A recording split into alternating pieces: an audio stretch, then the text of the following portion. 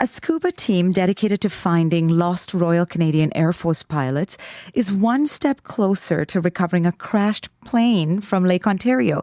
A dive recovery team from the Canadian Harvard Aircraft Association found evidence of a wreckage a few weeks ago. They've been looking for a P51 Mustang and its pilot, Barry Newman. Newman was a Canadian serviceman doing training exercises near Picton when his plane crashed into the water in 1952. The team has been diving to try and find the wreckage and the pilot, but in some exciting news, they think they found part of that plane. Mike McAllister is a member of the underwater team. We've reached him in Scarborough. Good morning. Good morning, Manjula. How are you today? I'm well. How are you? Good. Well, this is exciting news. Well, let's go back to talking about the crash itself, Mike. It is.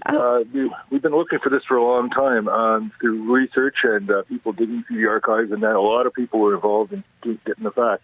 The crash happened. The pilot was a young man, 23 years old, Barry Allen Newman, and he was doing high altitude tests in a Mustang P51-D, Royal Canadian Air Force, and he was flying out of Trenton.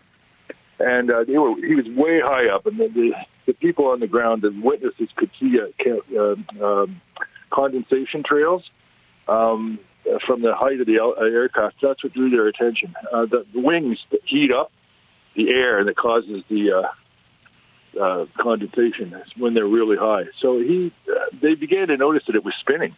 And it came down. It made a heck of a noise, screaming noise, and it was coming down really fast, spinning all the time. The light was reflecting off the silver of the aircraft as it spun down.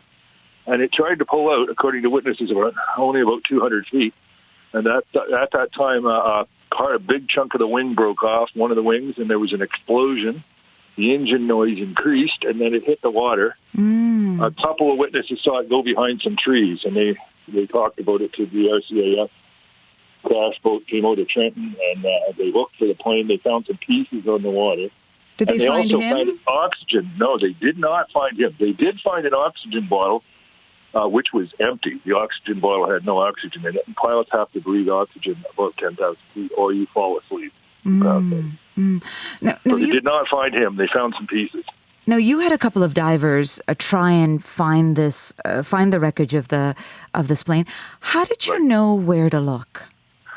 Well, some of our members in Shaw went through the archives, and there was a crash report. Government crash reports in the National Archives of Canada have the records of what happened out of Trenton and when they looked. And it also had a report of the eyewitnesses, and they drew a map. It was 12 kilometers out from shore. And they drew a map, and they had pinpointed it with an X, and I guess it was a collaboration between the witnesses and the RCAF investigators.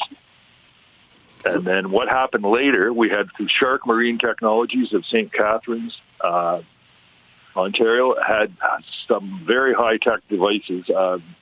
One of them, like an underwater robot, like a submarine that goes by itself, and it sends out sonar pulses, and it was sent into the area where the eyewitnesses saw the plane crash in two surveys, and three surveys, one in 2020 and two surveys in 2022.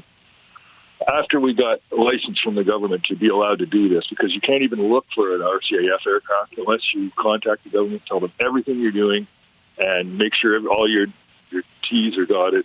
Oh, that's interesting. So you have to get permission to look for aircraft of that kind. That's right. To even search, you need written permission from the government. And you're not allowed to bring anything up yet.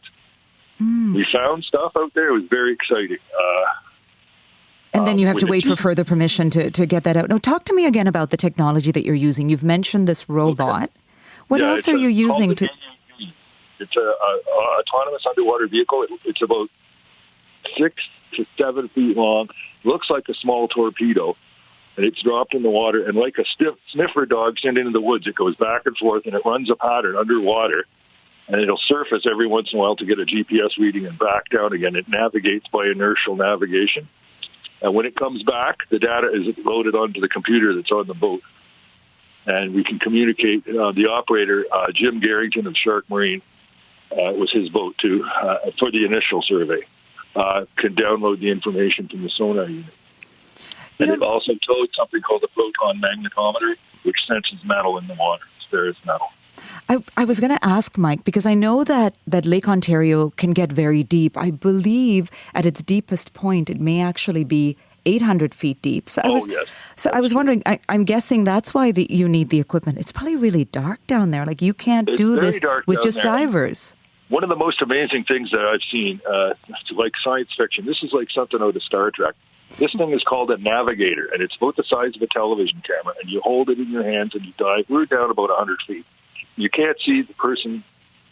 If they didn't have a flashlight, you wouldn't see them 10 feet away. Wow. Because of the particulate in the water and the depth. The depth filters out the light. It becomes very greenish and grayish as you get down. The colors disappear, but also just the visibility. It's like being in fog at night at 100 feet, even in the daytime. It's like being out at night in the fog.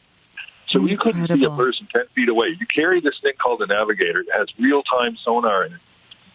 It was he supplied it to the Royal Canadian to the Canadian Navy as well as other navies, NATO countries, and it shows you sonar pictures in real time. So you can see things 25, 30, 40 feet away that you can't see with your eyes from 10 feet away, and so it gives you a sonar picture. So tell us what you found recently that you think this may be the plane. Yes, we're fairly certain. We can't say 100% for sure until the government gives us permission to bring a piece up that can be analyzed. But we, when I was following Jim Garrington, we went in teams of 3. There were 9 divers, teams of 3, and I followed Jim. He had the navigator at that time. We were all trained on the use of it. And I saw him turn, and I swear I saw his eyes get big in his mask. As he turned, I had my light, and he had his light. And our other diver, Paul Chappell, was there too. Paul Chappell from Shaw was there.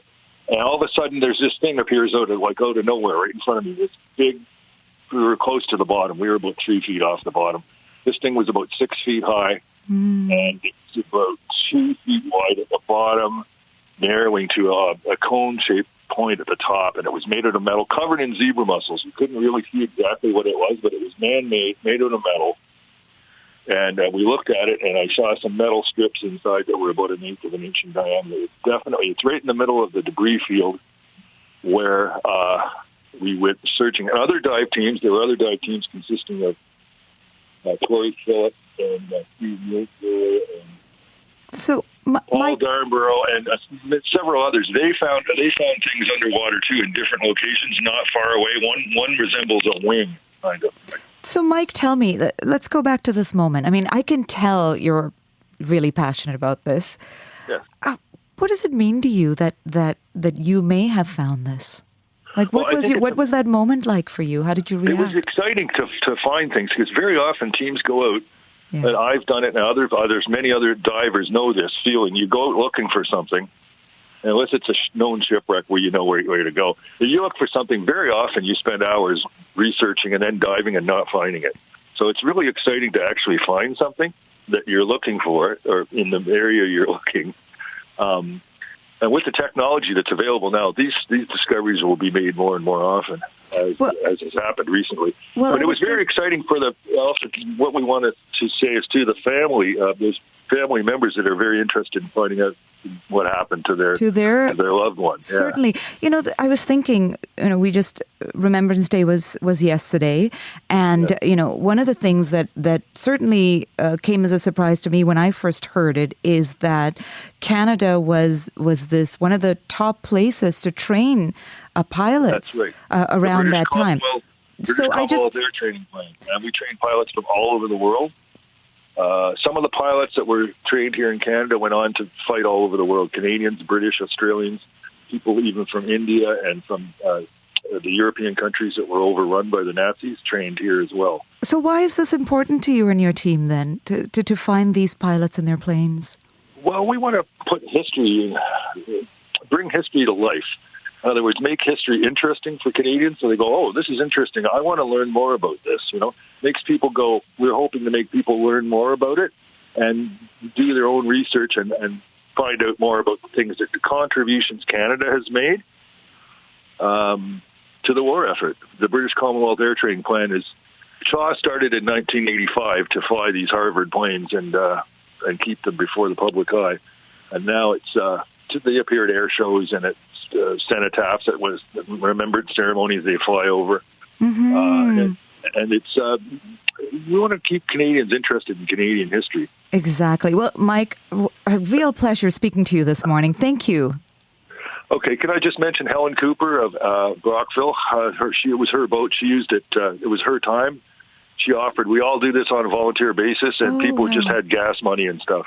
Thank you. Also, Jim Garrington and Paul Durnborough and all the rest of them. Okay, thanks, Thank you, and we can't wait to hear the news that this is the plane. Good luck to you. Thank you very much. I do appreciate it.